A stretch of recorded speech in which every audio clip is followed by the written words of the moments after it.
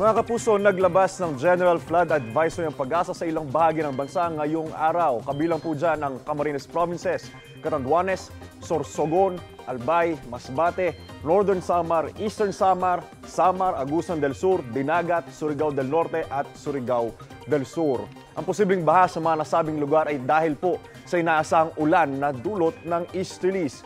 Ngayong araw, asahan po ang pag-uulan sa ilang bahagi ng Northern, Central at Southern Luzon. Kasama po dyan ang ilang bahagi na rin ng Visayas at Mindanao. Base po yan sa rainfall forecast ng Metro Weather.